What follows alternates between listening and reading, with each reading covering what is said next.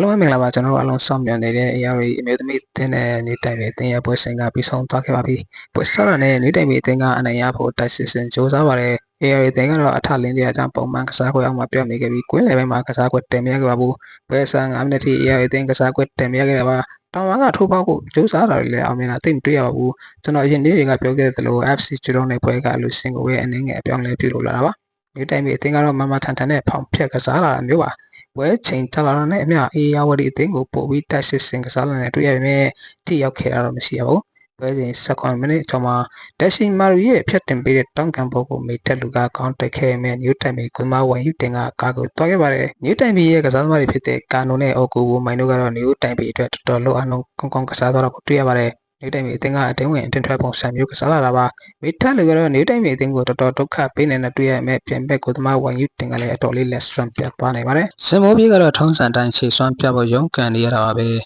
နေတိုင်ပေအသင်းရဲ့ကွင်းလေကအိုကူဘိုမိုင်းကတော်တော်ရုံးအားကောင်းတာမို့သတိထားကစားနေရတာပါနေတိုင်ပေကတမန်တက်ရှိတွေကနေအနေပေးနိုင်တဲ့မီယာမိုတိုဆိုအေယော်ရီခန်စစ်ကိုတော်တော်လေးအလုံးချုံစီရမျိုးတွေ့ခဲ့ရပါတယ်ဂျပန်ကစားမလေးလည်းနေတိုင်ပေရဲ့မမထနာကစားပုံကြောင့်ရုန်းကန်ရပါတယ်ဒုတိယပိုင်းမှာတော့လင်းမြမိုလူစားဝင်လာပါတယ်ဒုတိယပိုင်းပွဲချိန်55မိနစ်ကျော်ထိနှစ်သင်းလုံးထိရောက်တဲ့တိုက်စစ်ဆင်မှုလို့တော့မတွေ့ရပါဘူး56မိနစ်မှာတော့လင်းမြမိုကဦးဆောင်ကိုတင်သွားခဲ့နိုင်ပါတယ်ပွဲစဉ်3ပွဲလုံးမှာလူစားဝင်လာပြီးကိုသွင်းရနိုင်ခဲ့တာပါပွဲချာနဲ့အရာတွေကပွဲကိုစိုးမိုးထားနိုင်ပါတယ်ဒါပေမဲ့ကျွန်တော်မနေ့ကပြောခဲ့သလိုနယူးတိုင်ပေကလွယ်ကူတဲ့ပြင်မဲ့မဟုတ်တော့သေချာတက်တည်ပြသွားပါတယ်နယူးတိုင်ပေကသမားဝန်ယူတင်ကိုဖောင်းပေါ်ကျူးလွန်နေဆိုပြီးလင်းမြမိုဝါကအပြတ်ခံခဲ့ရပေမဲ့92မိနစ်မှာမိထက်လူကိုလူကျွန်းနေဆိုတဲ့အနေထားကတော့တိုင်းတွေကိုမေးခွန်းထုတ်เสียဖြစ်နေပါတယ်ဒုတိယပိုင်းမှာတော့ညချမ်းကနေဂျပန်ကစားမလေးမက်ဆိုကရှေ့စွမ်းပြပြီးနယူးတိုင်ပေကိုကောင်းကောင်းဒုက္ခပေးသွားနိုင်ပါတယ်ဒုတိယပိုင်းမှာ AI အသင်းရဲ့တောင်ပန်တွေကနယူးတိုင်ပေကိုကောင်းကောင်းဒုက္ခပေးနိုင်တာပါ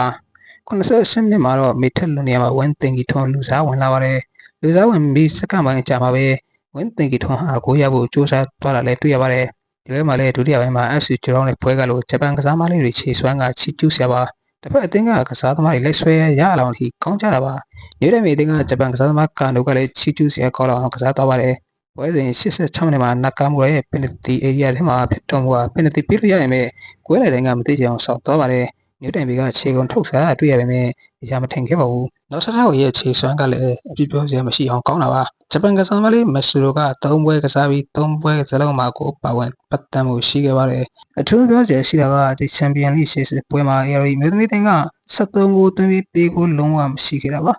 ခေါ်ယူထားတဲ့ဂျပန်ကစားသမားလေးတွေကတော့အသင်းနဲ့လမ်းခွဲပြီးပြန်ကြမယ်လို့အင်တာဗျူးမှာမက်ဆူကဖြေသွားခဲ့ပါတယ်အားလုံးကိုကျေးဇူးတင်ပါတယ်ကျွန်တော်ရဲ့ဗီဒီယိုလေးကိုဒီနေရာမှာရှင်းနာခွင့်ပြုပါခင်ဗျာဒီဗီဒီယိုလေးကိုကြိုက်နေတဲ့ခင် like and subscribe လေးလုပ်ပေးခဲ့ကြဖို့တောင်းဆိုပါတယ်